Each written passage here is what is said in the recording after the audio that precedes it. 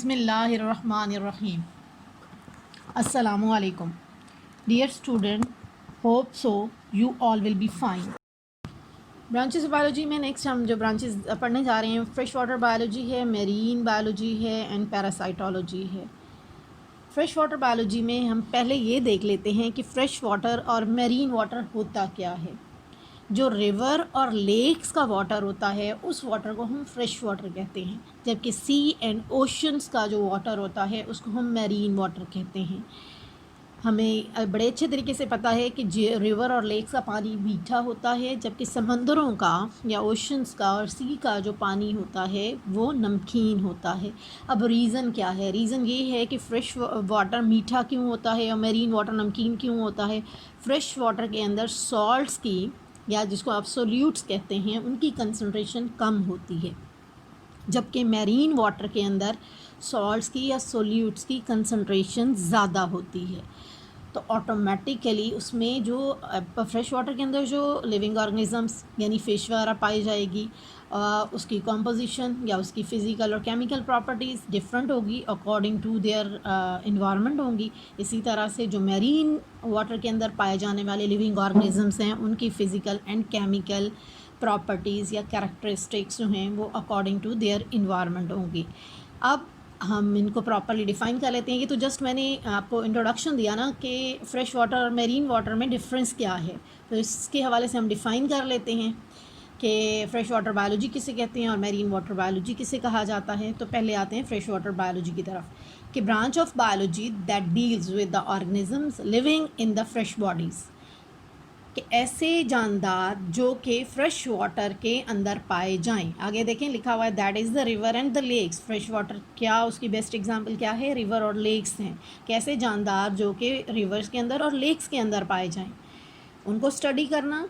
And the physical and chemical parameters of these water bodies, मतलब river की और lakes की फ़िज़िकल और केमिकल प्रॉपर्टीज़ को स्टडी करना क्या कहलाता है? फ़िश वाटर बायोलॉजी कहलाता है।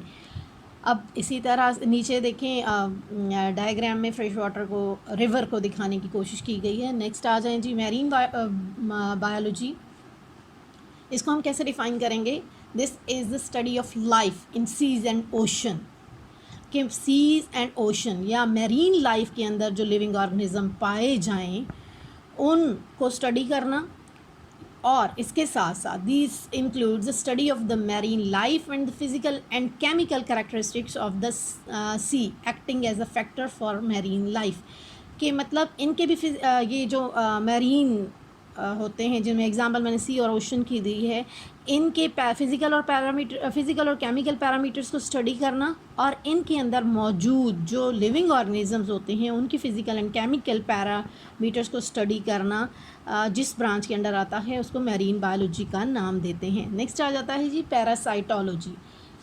पैरासाइट से है कि पैरासाइट्स की स्टडी करने को हम क्या नाम देते हैं? पैरासाइटोलॉजी का नाम देते हैं। अब पैरासाइट्स होते क्या हैं? ऐसे लिविंग ऑर्गेनिजम्स होते हैं जो दूसरे लिविंग ऑर्गेनिजम्स पे डिपेंड करते हैं for their food. For example आप लाइस की बेस्ट एग्जांपल इसमें ले सकते हैं।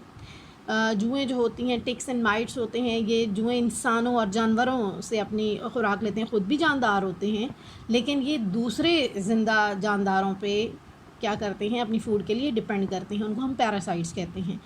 तो अब इसको हम डिफ़ाइन कर लेते हैं कि पैरासाइटोलॉजी होती क्या है। तो वो ब्रांच ऑफ बायोलॉजी जिसमें हम पैरासाइट्स को स्टडी करते हैं, उनका स्ट्रक्चर देखते हैं, उनका मोड ऑफ ट्रांसमिशन देखते हैं, उनकी लाइफ हिस्ट्री के बारे में देखते हैं, होस्ट और पैरासाइट का रिलेशनशिप देखते हैं। इस सारी चीज़ को जब हम स्टडी करते हैं और जिस ब्रांच में स्टडी करते हैं, बायोलॉजी की जिस ब्रांच में हम स्टडी करते हैं उसको पैरासाइटोलॉजी कहते हैं।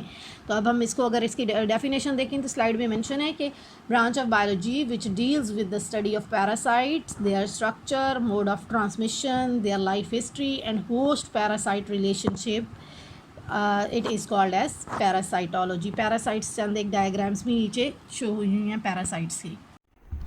Thank you so much students. उम्मीद है आपको समझ आ गई होगी इस टॉपिक के बारे में।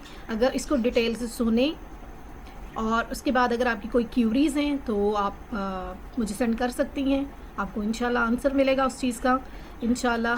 नेक्स्ट लेक्चर में आपसे मुलाकात होती है। अल्लाह हाफिज़।